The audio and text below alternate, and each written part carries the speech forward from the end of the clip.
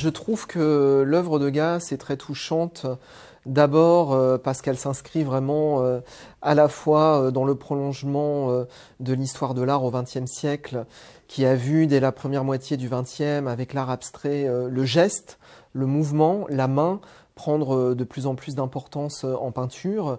Hans Hartung avait un peu lancé les choses.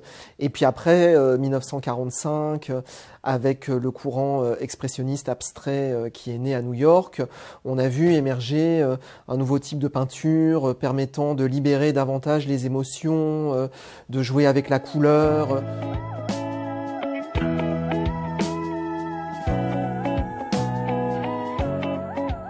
Henri Faucillon disait l'art se fait avec les mains, et avec toi on est vraiment dans le sujet.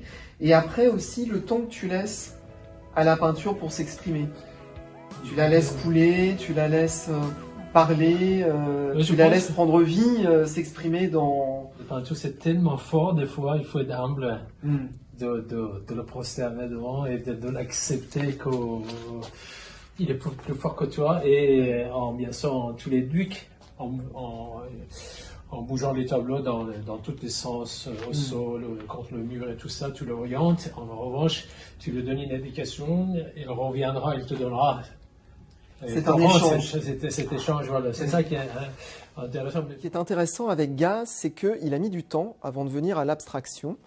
Et il l'a vraiment fait à sa manière, c'est-à-dire qu'à ses débuts, Gasse a beaucoup expérimenté le figuratif, notamment quand il était en Iran. Il a beaucoup peint, dessiné, que ce soit des portraits, des paysages, des natures mortes. Et en 1991, 2 ans après son installation à Paris, la ville de la liberté, surtout pour celui qui avait connu la guerre entre l'Iran et l'Irak, eh bien, arrivé à Paris, il peut vraiment s'épanouir. Et en 1991, c'est une année importante puisqu'il a cette sorte de révélation de l'abstraction et de la couleur, à travers, dans un premier temps, 3 couleurs. Le rouge, qui pour lui est relayé beaucoup à ce qu'il a pu voir pendant la guerre, le sang, la douleur et tout le danger aussi que cette couleur peut véhiculer.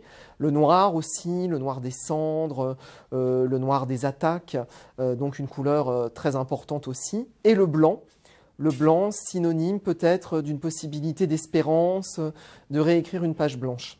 Début des années 2000, il va introduire une nouvelle couleur, le jaune qui, dans l'histoire de l'art, a souvent eu mauvaise presse par le passé. Le jaune, c'était la couleur du manteau de Judas.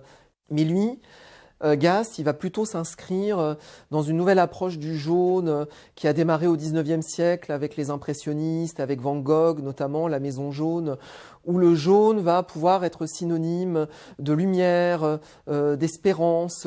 Et ce jaune va vraiment apporter une touche différente dans la palette de Gasse, qui était quand même un petit peu sombre, avec le rouge, le noir, le blanc, des toiles qui étaient aussi très chargées de par les souvenirs de la guerre. Et puis, au XXIe siècle, il continue petit à petit toujours à se renouveler avec l'exploration du bleu de Gasse. Alors là, on a un petit peu un résumé de toutes les couleurs derrière moi, donc c'est assez parlant. Il commence effectivement en 2016 à introduire ce bleu qui, pour le coup, effectivement aussi est une couleur très très forte, synonyme d'azur, à nouveau d'espérance. C'était aussi une couleur très importante pour le peintre russe Vassili Kandinsky. Et c'est vrai que Kandinsky, c'est un nom important à citer quand on parle de Gasse, parce qu'évidemment, il a fait partie de ceux qui ont exploré les voies de l'abstraction au début du XXe. Il a par ailleurs écrit un livre très important qui s'appelle « Du spirituel dans l'art et dans la peinture en particulier ». Et je crois qu'effectivement, cette dimension de spiritualité, elle est aussi très forte dans la peinture de Gasse. Et le bleu, d'une certaine manière, l'exprime. Et en même temps, c'est aussi rattaché à la tradition et à la culture persane.